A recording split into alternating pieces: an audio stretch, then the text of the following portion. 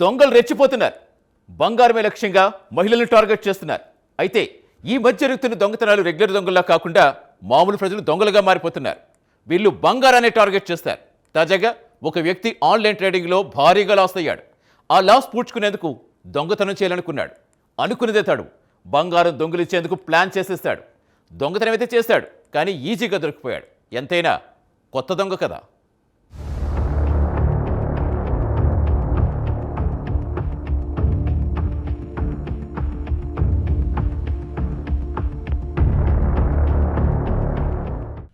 బంగారమంటే ఎవరికి ప్రేముండదు?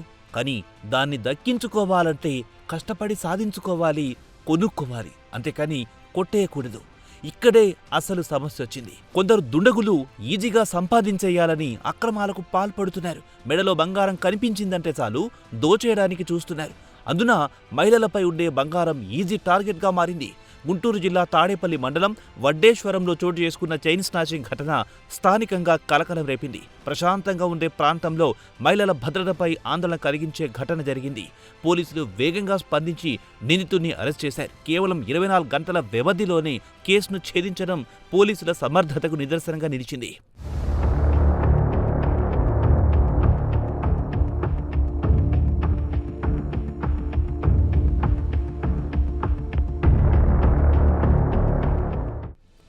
వివరాల్లోకి వెళ్తే ఈ నెల 9వ తేదీన రాత్రి వడ్డేశ్వరంలో ఓ దుకాణంలో మహిళ పనిచేసుకుంటుంది. గాలిపటం కొనుగోలు చేయడానికి సుభాష్ అనే వ్యక్తి దుకాణానికి వెళ్లాడు. సదరు మహిళతో మాట్లాడుతూ ఆమె మెడలో ఉన్న సుమారు 40 గ్రాముల బంగారు గొలుసును ఒక్కసారిగా లాక్కొని పరారయ్యాడు. అకస్మాత్తుగా జరిగిన ఈ ఘటనతో మహిళ తీవ్ర భయాందోళనకు గురయ్యింది. చుట్టుపక్కల వారు స్పందించేలోపే నిందితుడు అక్కడి నుంచి తప్పించుకున్నాడు. సమాచారం అందుకున్న తాడేపల్లి పోలీసులు రంగంలో దిగారు. ఘటనా స్థలాన్ని పరిశీలించి సీసీటీవీ ఫుటేజ్, స్థానికుల సమాచారం ఆధారంగా దర్యాప్తును వేగవంతం చేశారు.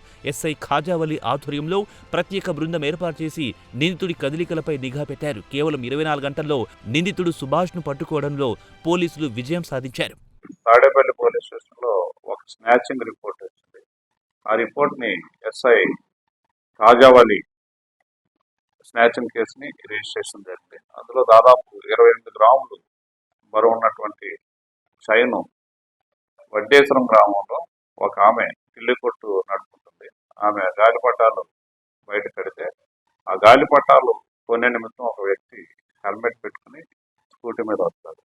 వచ్చిన తర్వాత ఆమె మెడలో ఉన్నటువంటి చైన్ని తెంచుకుని పోయినట్లుగా ఇచ్చినటువంటి రిపోర్ట్ని వెంటనే వీరేంద్ర సిఏ గారు ఖాజావలి ఎస్ఐకి ఆ కేసు ఎంట్రస్ట్ చేయడం జరుగుతుంది.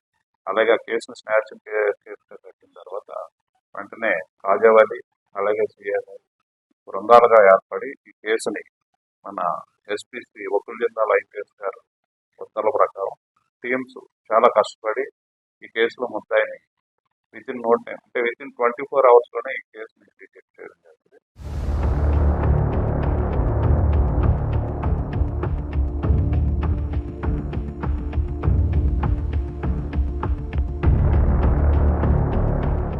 ఘటనపై మంగళగిరి డీఎస్పీ మురళీకృష్ణ మాట్లాడారు.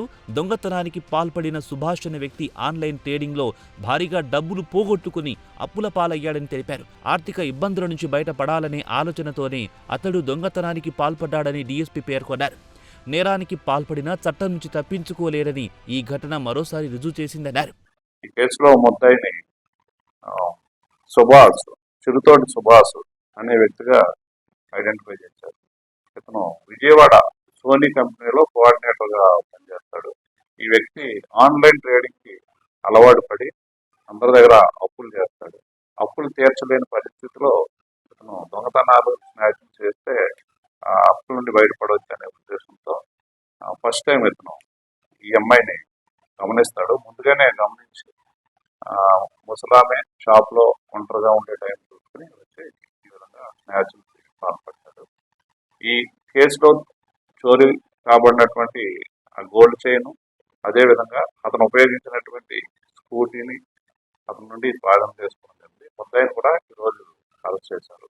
కోర్టులో ప్రొడ్యూస్ చేయడం జరిగింది.